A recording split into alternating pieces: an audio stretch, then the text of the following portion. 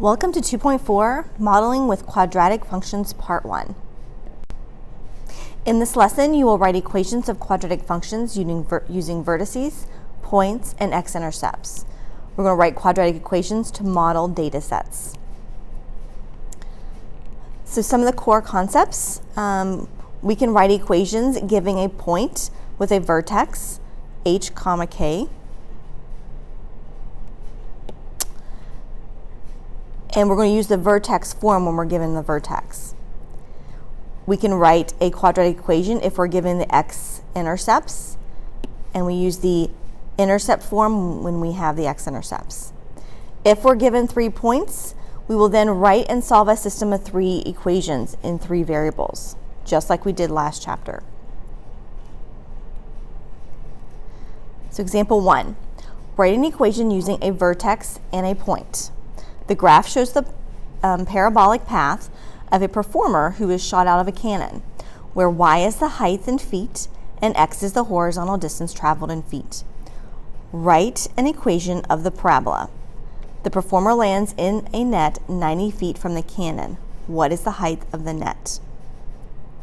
So the first thing we need to do is to write an equation. Notice we do have the vertex and we do have a point.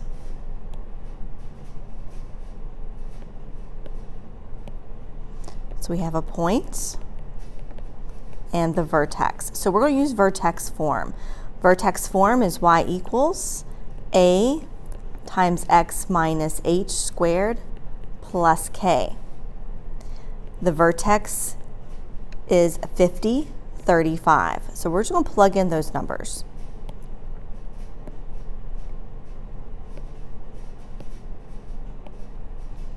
So y equals a, we don't know a, but we know what h is. H is 50.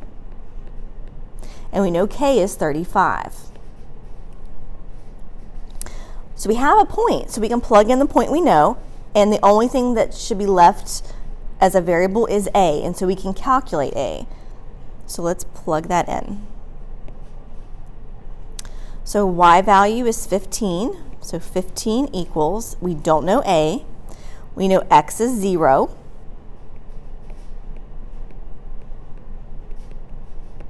And we solve. Negative 50 squared is 2,500. We solve the two-step equation. We subtract 35.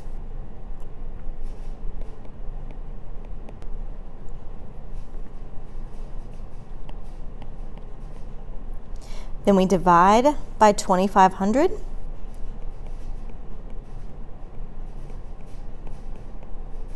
And simplify, and we get negative 0.008. So we have our a value, we have our h and k values, so we can actually write this equation. So we'll take this up here. So we write y equals a, which is negative 0.008, times x minus h, which is 50, squared, plus k, which is 35.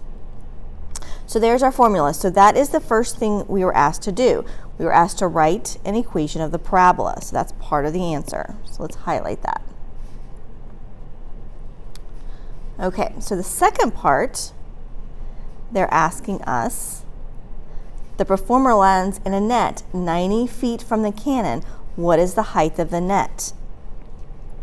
So 90 feet from the cannon, this is the horizontal distance, the x values. So we need to know what we need to plug in. We plug this in for x. We plug 90 in. So let's do that. So y equals negative 0.008 times 90 minus 50 squared plus 35. Plug that into our calculator. We get 22.2. And that is in feet. So the net is 22.2 feet above the ground.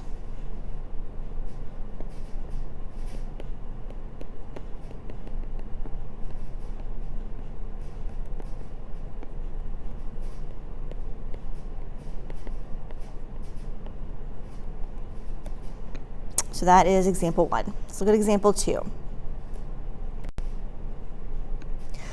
Write an equation using a point and the x-intercepts.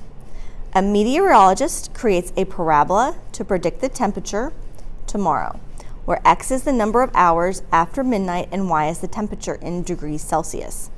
Write a function f that models the temperature over time. What is the coldest temperature? So let's do A first.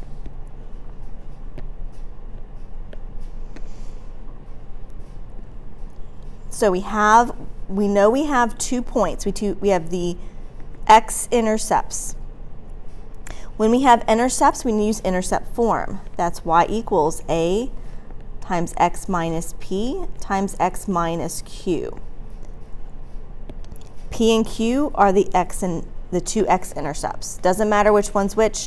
Name one p and the other one q. So let's just plug those what we know in. So y equals a times x minus 4 times x minus 24. So we almost have a complete equation here. The only thing we're missing is that a value. But we have an extra point. It can't be one of your intercept points. It has to be some other point on the parabola. So we're going to plug this in. 0 is x, y is 9.6.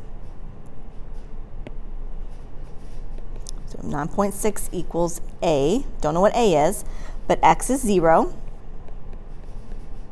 And this x is also 0. They're both 0 at the same time, so we plug both those in.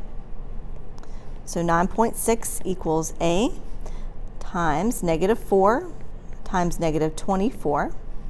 We simplify.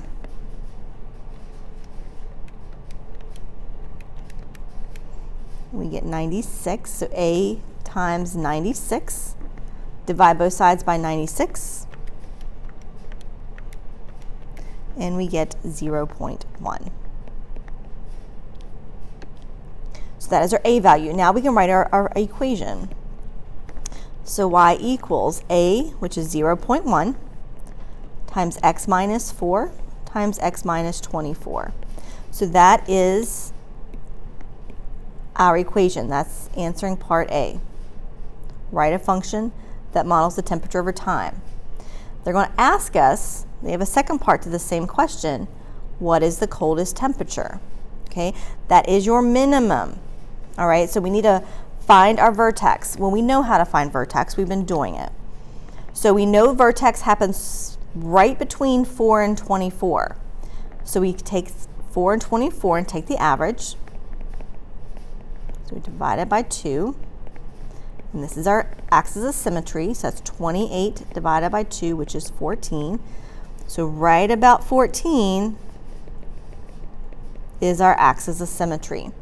We know our vertex lies on our axis of symmetry. So what we need to do is we need to plug that into our equation and find the minimum. So we're going to plug that in. So y equals 0.1 times 14 minus 4 times 14 minus 24. We simplify and we get negative 10. So the coldest temperature is 10 degrees. So that's the second half of our answer there. So the coldest temperature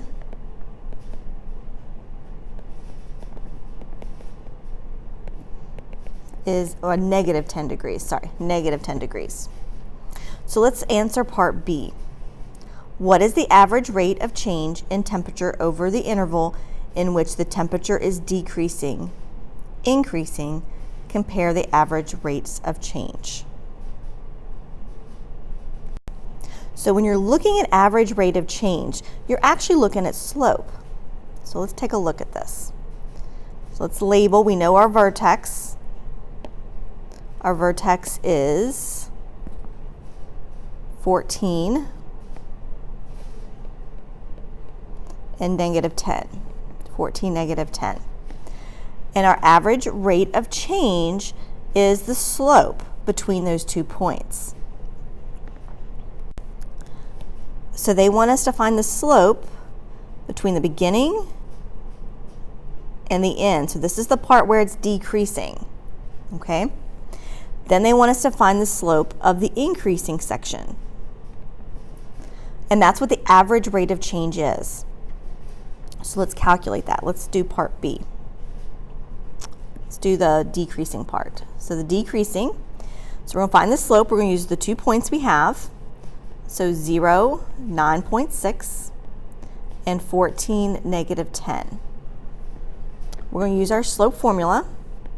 If you forgot it, it is slope equals y2 minus y1 over x2 minus x1. And I always stack my points. That way I know my y's and my x's, and it's just really simple to plug in. So subtract my y, so 9.6 minus a -10 divided by 0 minus 14. We simplify this using our calculator.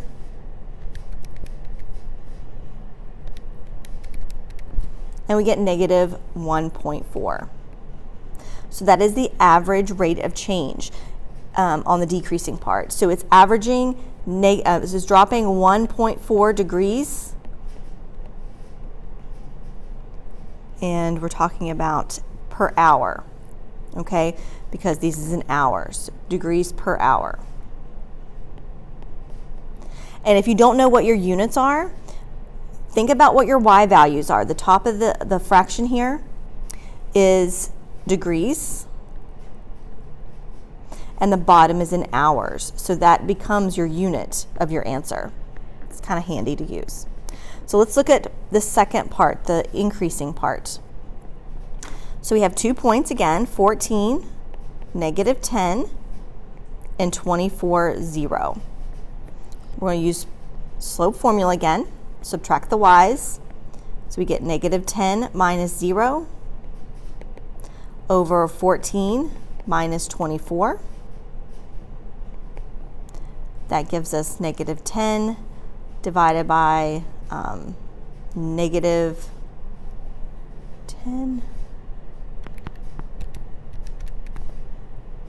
which gives us 1. So the answer here, it is increasing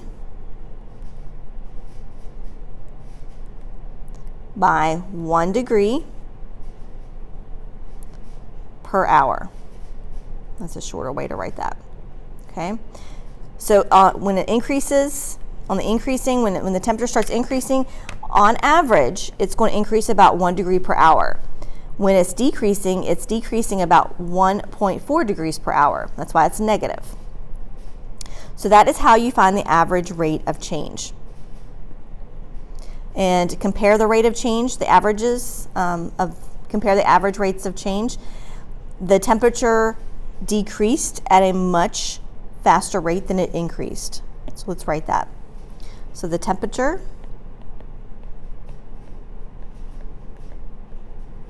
decreased